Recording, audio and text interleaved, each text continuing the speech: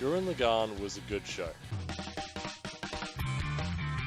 Okay, fuck, no, it wasn't. Well, it was, but it wasn't as good as it could have been. Ever since I watched this damn thing a year or two ago, I've always had this strong opinion on it. Not because I hate it, or because I love it, but because I felt like there was potential for this show to be something more than what it was, and then it was just snuffed out. And I think I know the exact moment it happened. I can pinpoint the second my enthusiasm for Gurren Lagann dies. I'm sure many other people who watched it can do the same. There's just this single moment where all the hype the show is building towards in its first handful of episodes just flickers, and we're left with something that doesn't even begin to compare with what we started with. No, it's not Kamina's death. I didn't spend fucking days taking notes on Gurren Lagann just to say, I wish Kamina didn't die. Fucking Nia. Fuck Nia. Fuck Nia and fuck how much plot contrivance is necessary to shove her into the limelight and pretend she's important. She's not important. Remove her, the show still functions. Remove her, the show actually works better. And I'll explain this. I'm not just gonna make this claim and fuck off down to the pub to celebrate a job well done. Okay, yeah, so obviously this is my opinion, no one else's opinion. I don't have someone else's opinion on hand. I can't really justify myself other than this is my personal view. I don't agree with this writing choice. I would have preferred this writing choice. So yeah, look, I acknowledge that this is just me ranting and rambling into a microphone, but I'm going to try my damnedest to make you agree anyway. Disclaimer over, moving on. Nia is a prime example of what I like to call cast oversaturation. There's nothing that Nia adds to the story with her presence that a pre-existing character can't already do, or be fleshed out further by doing. And before I get into that autism frenzy, let's just start by making one thing very clear. Nia is a bad character, full stop. She's forced, she's sloppy, and there's just something about her that screams, I come from a 14-year-old girl's self-insert fanfic. Let's just take a second to describe her. She's a young lady that's introduced a third of the way into the plot, and yet within the first 5 minutes of her appearance, the main character is already infatuated with her. The clouds literally part to symbolize the gloom in Simon's life just melting away at the sound of her voice. And she has this weird hair with two colors and crosses in her eyes that no other characters have, and everyone on the ship loves her with the smallest of gestures. And then it also turns out that she's the fucking daughter of the main villain, who's also a princess, and the only person who doesn't like her is Yoko, the already established female/love interest in the show, because all the boys think she's cuter than Yoko, but even Yoko comes around to see how cute and perfect she is. See, we can replace Nia with any random self-insert fanfic chick, and this would work basically the same way.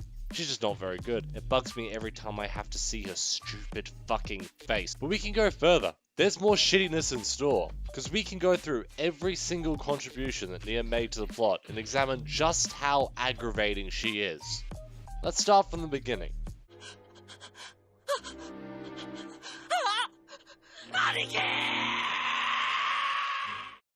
Episode 8 of Gurren Lagann is one of the finest episodes of an action anime that I've ever watched, and after watching it multiple times, I can honestly say I wouldn't change a single thing about it. It's a series of ridiculous highs and lows that just finally reaches a point where you're so goddamn hyped that you just want to scream the words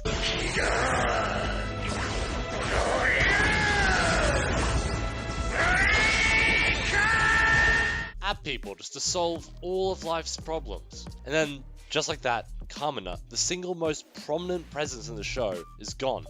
He's dead, and there's nothing much that can be done about it. That's how war is.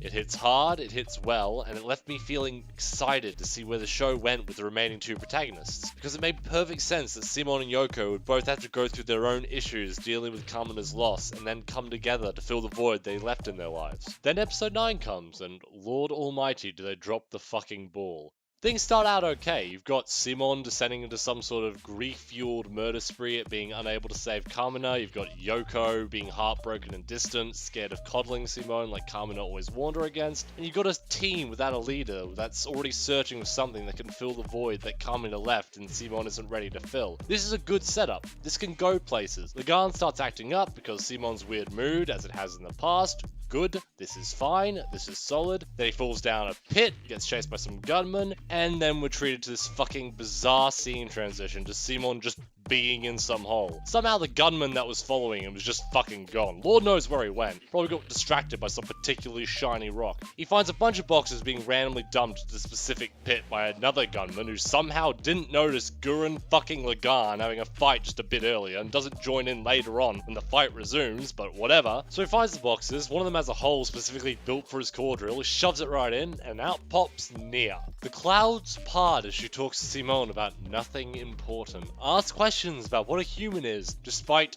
being one, because she has no idea what they are, despite Spiral King constantly talking about them, and all of his other daughters are human, and they're never actually shown ever being alone with him, except for Nia apparently, because, you know, Nia is special for reasons that will never be explained. So Nia becomes Simone's new thing, and he tries to save her, but can't work Lagann. So Nia tries to get him to run away with her, but that isn't really valid when a gunman, one that arrives only after adequately taking time to look at the shiny rocks, is trying to shoot you. Luckily, Yoko and Catan show up to save them, but it's revealed that Yoko is having the exact same sentiments as Simone, that being an obsession with not letting anyone else die. In this scene, Nia's existence didn't change anything. Simone was in danger because he couldn't use the gun properly, and Yoko and Catan saved him. Nia did nothing to actually change the course of events.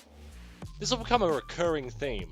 Later in the episode, Dine attacks, and Simone can't get Lagann to work, causing some real tension and suspense. Then Nia just fucking runs out and puts her arms out, telling Dine to shove off, as Nia is revealed to be a goddamn princess. This works, and Dine leaves. Now, this could be significant in terms of Nia's actions mattering, but all Dine does is leave, ask Lord Gino if it's cool to go try again, and he tells her that Nia's a pointless entity and should be eliminated on sight, something we agree on. Nia didn't actually change the course of events at all. Events instead simply just existed to make her seem more important at the time.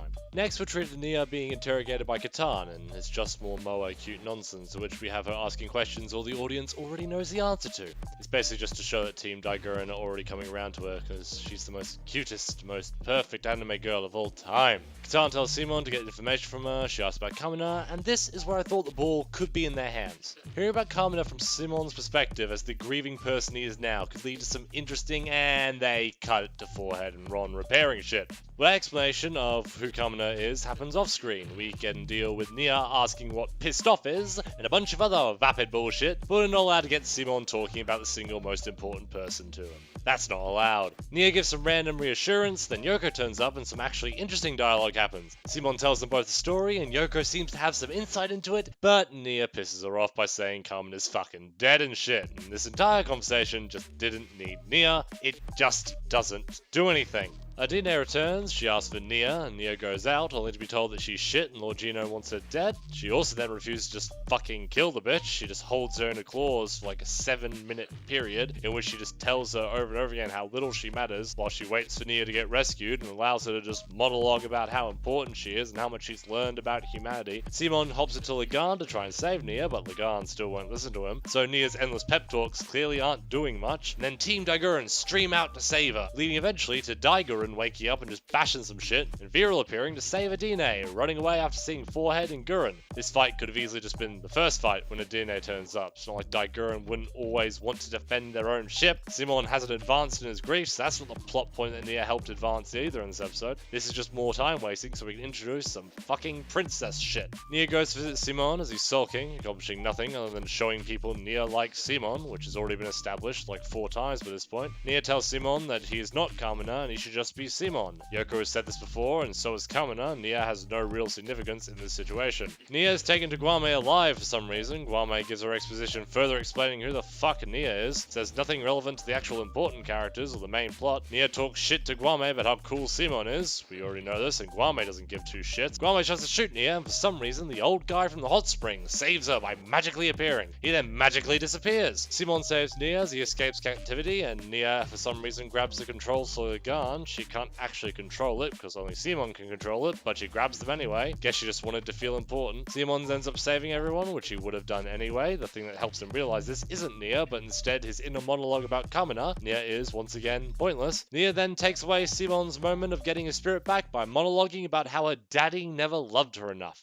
Fun stuff. Then the beach episode. Look how cute Nia is. So much cuter than the sex icon Yoko. Everyone just freaks out over her constantly. How adorable, blah, blah, blah. Yoko's jealous because Nia's just so cute and all the boys like Nia. Nia beats her at literally everything. Man, it'd be great if she was this useful in any context outside of beach activities. But Nia likes Yoko anyway, so Yoko's just being mean to her for no reason. Look, I hate this episode. It's the worst. It's nothing. It's filler. It's all filler. DNA attacks, blah blah blah, grabs Nia for some reason, blah blah blah. Yoko saves her. Simon Gurren Lagann's moving on. Oh fuck. Yeah, DNA's just fucking dead. No more DNA. DNA's just gone. See ya, DNA. You're important, but you got relegated to death by filler episode. See ya. Nia wants to cook for Simon. Nia can't cook for shit. That's the entire Nia plot this episode. Now, this one just pisses me off because it's some severe plot contrivance in order to force her to seem relevant. But these guys turn up to help Gurren Lagann, and their immediate instinct is to fly themselves into a big vortex of death and kill themselves over and over until Nia, fucking Nia, projects herself into the sky and says, "You should probably stop doing that." She then also says a quote she was not fucking around to hear.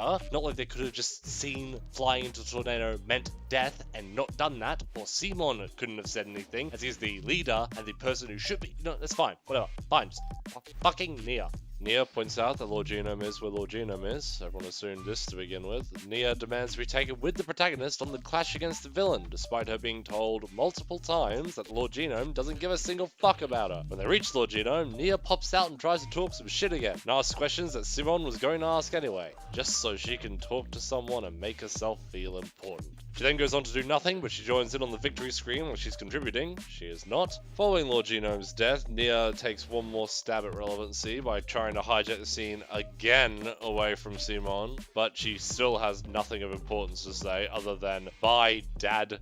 Guess I'll continue on living."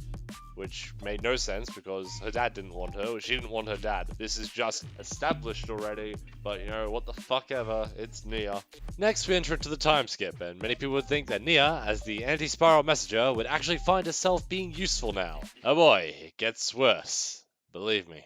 Nia apparently doesn't know how marriage works, despite being around humans for 7 years now and sitting in a house with someone whose wedding she attended, so she turns Simon's proposal down. She's wearing the ring though, so she obviously doesn't know what that means either. But then she calls him up and tells him she's going through with it. Unfortunately, at that point, the moon opens up and she becomes anti-spiral. Even the big bads can't quite keep their hands off how important she is. Even with this important role, she's really just there to stand in front of Simon and deliver exposition.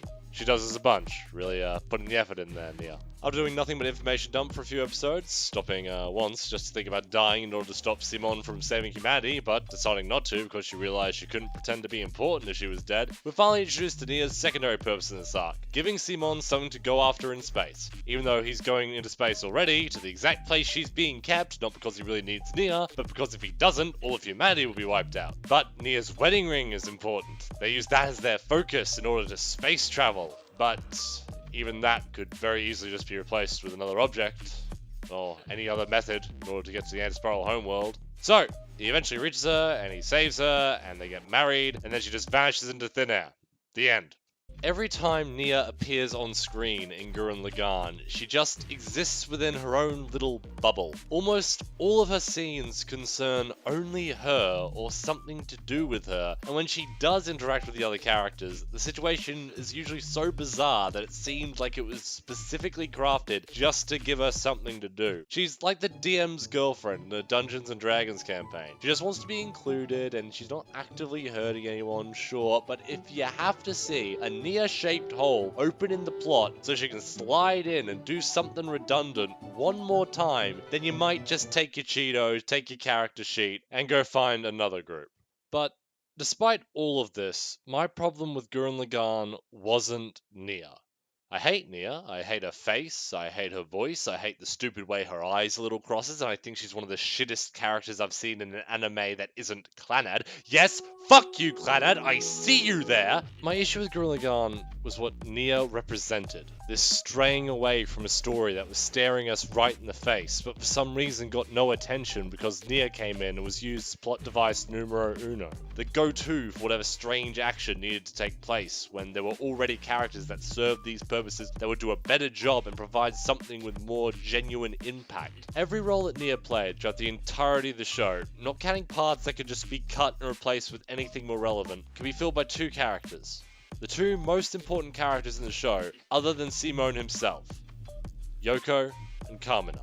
We'll start with Yoko. Now, one of Nia's key roles in the show is being Simon's love interest and emotional support, sort of. She's not very good at it. But as sacrilegious as it seems, this is a role that Yoko already fit into perfectly before Nia appeared and shoved her into the background for the rest of the show. From the first episode of Gurren Lagann, Simon has been shown to have a crush on Yoko. He blushed every time she looked at him, she was able to motivate him like only Kamina could before her, and seeing her kissing Kamina is what drove Simon to be so heartbroken they couldn't take over Dai Gunzan effectively. Simon likes Yoko a lot, this much is obvious. The real question becomes whether or not Yoko can find an attraction to him. I'm here to say that all the fanfiction is possible, and Yoko and Simon could get together. Not that I think that's what would happen though. Confused? So am I. Let's see where this thought goes. Basically, Yoko finding something in Simon that she can't really shake already happens in the show. In episode 13, Yoko pilots Gurren for Simon while Forehead is out sick. I'm not sure why Forehead becomes the primary pilot for Gurren. He just sort of decides that he is, and everyone's too busy staring at his dazzling eyebrows to turn him down. But Yoko fills in, and the two go on an adventure, during which Simon goes above and beyond protecting Yoko, proving to her well and truly that he's able to carry on Kamina's legacy as Gurren Lagann's pilot, and also prompting her to reveal the fact that she had a thing for Kamina, which Simon of course knows. Now, what's important here is noting that she chooses to tell him this after Simon has just done what is essentially impossible, and saved her like the most manly hero of all time. This is because in that moment, she sees Kamina in him. And who does she have an intense attraction to? Bingo bango, we got some romantic moments over here. With Nia in the picture, this means fuck all. But with Nia magically removed with our state-of-the-art autism technology, we can now extend the fuck out of this and create some magic. So, starting from episode 9, we have Yoko losing the man she loved, Simon still recovering from the heartbreak of seeing his crush taken from him and from the loss of his brother, and a heavy atmosphere of grief that won't shift. Yoko neglects Simon out of fear of coddling him, only to find that his emotions cause Lagann to malfunction, and he's left down a pit with a gunman chasing him, and no hope at all. Replace the random time waste of Nia asking random questions with Simon evading the gunman, trying to get his gunman to work, going through his feelings of inferiority and fear, maybe thinking over the last things Carmen has said, and then just as he fails to overcome the obstacle, then Kitana and Yoko can sweep in. Things turn out okay, but Simon is still broken, and Yoko realizes that things are so bad that Simon can't even protect himself. She wants to reach out to him, but she can't. That would just make things worse. Plays Nia stopping at DNA and making her leave, only to come back the next episode to do the exact same thing, with her just showing up the first time. She wants Gurren Lagann, but Simon can't power it. Even so, Simon goes out, offers himself to try and buy everyone else some time. They've already decided that he's useless and Katana's the leader, so the least he can do is die like Kamina did to protect everyone else. However, this is prevented by everyone else rushing to his side, just like they did for Nia. This all still fits. Dai Gurren still wakes up and bashes a DNA, Viral still sees Gurren and panics, taking a DNA and leaving. Instead of talking to Nia about Kamina off screen, have Yoko and Simon talk about it. Don't put it off screen, actually show it. They can reminisce about the man that really brought them together as a team. They can talk about moments that the viewers didn't get to see between episodes. They can just be friends for a while. Then, when Simon tells that story about Kamina telling him to keep drilling, Yoko can have something to interject with, only to have them get interrupted by one of the yahoos telling them to come to the communication room because of the message they just got from the Guame's girls. The episode can then pretty much play out the same way, minus the random Nia exposition segments. Guame gets overconfident, can't find the gun due to the fact they've basically scrapped the gun by this stage. Simon keeps digging at the wall when everyone else is collapsing. Yoko can reveal what Kamina said as Simon's inner monologue finally gives him what he's looking for, like it did in the actual show, and boom! Big moment stays the way it was. Fill the beach episode with some other filler, doesn't mean anything anyway. The underwater battle with the DNA could go basically the exact same way, just have Yoko be the one to reassure everyone that Simon could do it, because Simon always does it. Has more impact coming from someone respected like Yoko anyway. DNA doesn't really need to King Kong someone, but if she wants to, she can grab Yoko and just give Dayaka a moment to show off the fact that he was once a lit in a shooter, or hell, just grab literally anyone else and keep the moment with Yoko the same. Nia is not essential to this moment. We've already talked about episode 13, and how it could be a major turning point for Yoko turning that admiration to some serious feelings for that dig boy. The only thing we need to change really is getting another reason for Forehead to be out of commission for the day. Yoko could just ask him to sit out if she wanted to support Simon. Really, it's not that hard to get him out of the pilot suit. The rest of the events tend to flow pretty similarly from this point forward, it's just with Nia omitted. Simon can give his own rousing speech to stop the suicidal dickheads from dive-bombing a spiral of death for the hell of it. Simon can get the exposition from why Lord Genome put everyone underground on his own. He can defeat the Spiral King without Nia sitting in his lap, yelling super loud despite doing fuck all. Shifting the focus back onto Simon and his journey doesn't hurt the series in the slightest, but pulling all the attention to Nia did. But the time skip is where things get really interesting, because here's where the real big changes come in. No Nia proposal. No proposal at all. Yoko still leaves due to politics not really being her thing, and Simon can instead lament the fact that he's the last one standing. Kamina's been gone for a long time, Yoko couldn't stay, and Team Gurren haven't really been Team Gurren since they became the new government. Forehead can still stress about the 1 million apes prophecy, Viral can still turn up and get destroyed, Simon can still jump at the chance to fight the anti-spiral when they show up. But the big difference comes in the form of the anti-spiral messenger, Kamina.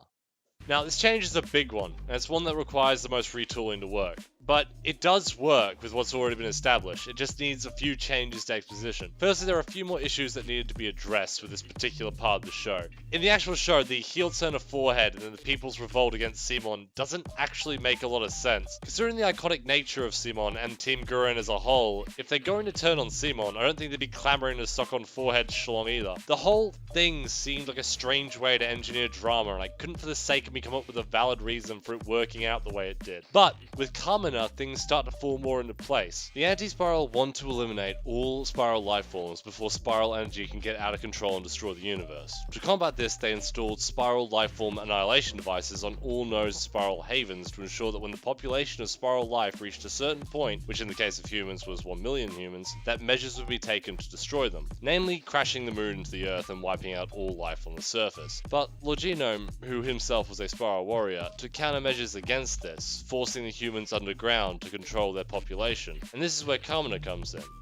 Now, the anti-spiral don't want Lord Genome to be able to do this. They don't want him to keep spiral lifeforms alive without triggering the annihilation system. So what would they need? They would need something that forces the humans right back up again. And who set that into motion? Motherfucking Kamina. From the very start, Kamina is talking about getting people back onto the surface, and he doesn't do it through simply leading, he does it by encouraging. He pushes Simon specifically, the person with the single most spiral potential of anyone ever, to aspire for greatness, to rise above his humble beginnings. Now, I'm not saying Kamina was aware that he was manipulating things to eventually lead to the death of humanity. Quite the opposite. I just think that was how he was predisposed from the start. It's never explained how Kamina has memories from the surface, or how he got into the village after his father left him behind. But I would propose that in this version, that man who Kamina remembers as his father was the real Kamina, the template upon which his personality and traits were built when he was planted onto Earth to serve the anti-spiral. The skeleton that Kamina discovers could easily be older than Kamina's age would imply, and the message that he gives him in the dream, namely that when he was ready he should come and join him on the surface, could easily be the anti-spiral's order drilled into his consciousness that he is meant to reach the surface and bring humanity with him. The skull also has a ridiculously strong effect on Kamina when he's first piloting Gurren, awakening his spiral energy and allowing him to take full control. This could imply some deeper connection to his original body, who could have been a spiral warrior alongside Lord Genome. But back to his original purpose. All of his most inspirational quotes to Simon were about furthering his own journey, to keep reaching for the stars and thinking bigger and bolder. If Kamina were to be the anti-spiral's tool, he would have performed his task absolutely perfectly, because the events he set in motion would topple the Spiral King and allow humanity to flourish openly, eventually leading to the activation of the annihilation system. So, when Kamina appears to the city, just as Nia did in the show, and reveals himself to be the messenger of the anti-spiral in his reawakening, this obviously causes everything to go a little bit mental. Simon built his life on Kamina's example. The entire government was built from his leadership, and the city they're currently in, the capital city of humanity, is named Kamina City. When Kamina explains to Simon who the anti-spiral are and explains what's going to happen, people have actual legitimate reason to distrust Simon. He was Kamina's brother, he was a tool of the enemy. They actually have a reason to pull down Kamina's statue and demand that something be done. Rather than just blind rage directed at whoever's there's actual reason for Forehead to turn on Simon and take control of things. Simon's execution would actually work towards something. It also has the added effect of doing exactly what Nia claimed the anti-spiral wanted: bring despair to humanity. as despair is the death of spiral energy. Kamina could unravel Simon in a way that Nia really can't. He could bring up all the times he showed weakness, all the times he had to save him, and how humanity would have never been anything if he didn't bring it up. He could note that the entire foundation of their freedom was designed to destroy them. This would lead to a very different moment with Viral when he and Simon meet in prison, when Simon is reduced to nothing and can't even fight back against the Chicken Man, only for Viral to refuse to let the human that outstaged him at every step be so pointless. It would also be a very drawing factor for Yoko to return, and for Team Gurren to reunite once again as they seek to prove that they're more than just Kamina's aftershock. It also gives Viral a huge amount of motivation to go along with the fight as Gurren's pilot, as it would be a way for him to stand opposed to Kamina again, with his own gunman. And Kutan would also feel the need to prove himself against Kamina, as his shadow has lingered over him since the day they met. Just like Nia, when Simon goes to drive his drill into Cathedral Terra and stop it from colliding with the Earth, Kamina would stand in the way. He'd tell Simon that he'd have to go through him if he wanted to get it done, tell him that he'd already killed him once, so a second time shouldn't be too hard. Simon would call him out on his true purpose. He said Kamina always goaded people into action, always pushed them too far by being loud and unflinching, and even though he was driving humanity to rise to bring them to their doom, he wanted to see them succeed, and still did. Even in that moment, he was trying to get Simon to surpass him, drill right through him and save the day. He didn't try to guilt him into inaction, he was trying to provoke him into eliminating a threat, but Simon refuses to kill him, and tells him to get out of the way. He drives his drill forward, and just like Kamina always did when Lagann drilled into the cockpit of Gurren, he simply moves slightly out of the way. Kamina tells Simon that a real fight is coming, and that they likely won't be on the same side of it. They're going to bring him back to the homeworld, and then they're going to unleash hell on them. Simon says he's prepared to deal with that, and that he's ready to show Kamina that he's stronger than he ever thought he could be, and that humanity has become more than he ever imagined. Kamina brushes him off and tells him he'll see him there. He then vanishes. With the Earth saved, things can basically go as they did in the show. Simon can go save Forehead, and then he can plan to move out into the reaches of a parallel dimension to reach the anti-spiral homeworld and interswept them before they can fuck the Earth in the mouth, and also to find Kamina. Lord Genome would note that this spiral homeworld only exists when it's observed, and therefore there's no way to track it unless something that has already been observed was put there. This would give Simon a thought, and he'd run to Gurren Lagann and fly away. Eventually he'd reach Kamina's grave and note that there's something missing. Kamina's cape. Simon gives Ron the scrap of the cape that he always had around his arm, and they're able to track where the homeworld is. The events leading up to the homeworld could be functionally the same. The heroic sacrifices of Team Gurren, Katan's Giga Drill break into the Death Spiral machine, although I'd probably put less emphasis on the weird sudden interest he seems to have in Yoko. Not that it didn't lead to some great moments. Then we move into the state where the anti-spiral puts everyone into an illusion. This part of the show was always something I enjoyed, but it confused me, namely because the anti-spiral seems to put everyone into an illusion where they're content and not likely to break out. But then they put Simon in an illusion that's the opposite. He's brought to a world in which his mentor is a sniveling worm with no backbone, and steals to survive while also hoarding all the wealth for himself instead of sharing it with his brother. The thing that eventually breaks him out of the illusion is the fact that the real Kamina even appears to him and tells him to choose which he likes better, which Kamina is the true one. This is the hardest part to rectify in this version. Not because the story doesn't work without it, but because I really fucking like this scene. I wanted to think of a way to keep it, which there is. Now, the anti-spiral are basically a hive mind, and in the original show, they were absorbing Nia slowly to get all the information they could on humanity, and the same would be true of Kamina. Now this would put Kamina within the hive mind, and would give him a chance to come and talk to Simon within this illusion that the hive mind is creating. Despite everything, Kamina does care about Simon. Just like Simon, despite knowing what Kamina is, still loves his brother. Kamina could still tell Simon that his drill is his soul, and that they've always been together regardless of death or birth, but Simon would note that Kamina also just wanted to see what Simon promised, about what humanity can do, and Kamina would tell him that he's still waiting. When they finally broke out of the illusion, the anti-spiral would be confused and agitated. He can't understand why Kamina disobeys him, why there's something about his creation that he can't control or predict. Kamina, despite being absorbed, speaks, the same cocksure attitude he always had finally peeking through again. He'd say they built him to rebel against authority, to reach for the stars themselves and bring humanity along with him. That doesn't change. That's who he is. The cape starts to flash behind him, ushering in the arrival of Gurren Lagann, and Kamina says the line everyone's wanted him to say as more of him starts to fade away. Now as Gurren Lagann arrives, Kamina suddenly emerges once again, fully intact, and instead the anti-spiral starts to fade away. He's confused, he's desperately trying to avoid it, but Kamina's will overpowers his. Instead, all of the knowledge and power of the anti-spiral absorbs into him. This unfortunately means that Kamina now has knowledge of exactly how the universe will be destroyed. Simon makes a remark about how there's no final fight now, but there will be one. Kamina starts talking again. He starts talking about how there are things that no one can fight, and how what they've done will lead to the universe's ultimate destruction. Simon tells him that he's wrong, that he should disregard common sense and make the impossible possible, that there wasn't anything humanity couldn't do. Kamina asks Simon one last time to show him exactly what he means, as an anti-spiral Gurren forms around him, and Simon, understanding completely, steps forward. Both mechs start growing, stacking on more and more layers until the final battle begins. The last chance for Simon and Team Daiguren to show once and for all that they've truly surpassed the spark that Kamina ignited.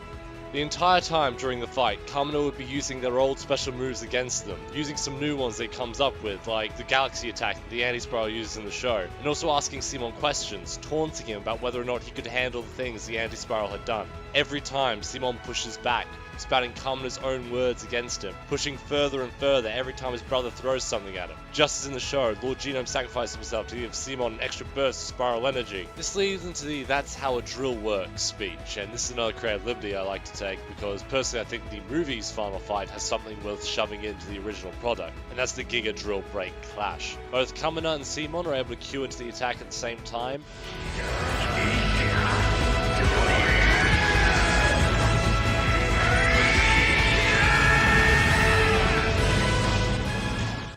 Final test of mentor and student begins. Just as in the show, the layers of Gurren Lagann are stripped away one by one until Viral throws Lagann to proximity to Kamina, upon which point Simon gets to yell right back in Kamina's face and belt him one. The two then engage in a fist fight, Kamina always egging Simon on but holding nothing back until finally Simon delivers the final blow, knocking Kamina off of his feet as he tells Simon to take care of the universe, because he knows he'll pull it off. Simon finishes it off by repeating back to him, "Later, buddy." Kamina then fades away, leaving only the cape behind. The resolution, wedding no longer required due to lack of Nia, has Simon returning the cape to its rightful place wrapped around the sword, alongside the memorials for the other Daiguren members. As in the show, he gives his core drill to Gimme and starts to walk away. This time, however, he finds Yoko waiting for him. The two share a hug and he repeats her same sentiment back at her, saying, "You know, I kinda had a thing for you." And the shot pans out, it's uncertain whether or not they kiss. Then, the show ends the same way it did before. The Earth becomes a universal powerhouse, Forehead at its helm, Yoko is a teacher, Viral is an admiral, Simon simply wanders from place to place with Buddha. That's the end of Gurren Lagann. What I set out to accomplish here wasn't to flaunt my E-penis and claim I'm a better writer than the actual people who made this anime. That's stupid. I'm not. I didn't even think half my points were that good. But I think if they followed this direction or something similar instead of just making it the Nia show, we could have had something that felt more complete. We could have had Simon coming to terms with the legacy Kamina left behind. We could have had Yoko and Simon having some sort of resolution to the Crush plotline that just disappeared after episode 8. We could have had a final fight with someone other than the faceless blob person that only appears in the flesh on episode 26 out of 27. And all of this without sacrificing any of the bombastic, over-the-top fun that made Gurren Lagann what it is. I didn't make this video to show you my stupid fanfiction. I made this video to share my frustration that we were teased with this great thing for 8 episodes, and then given something less than what we could have had for another 19.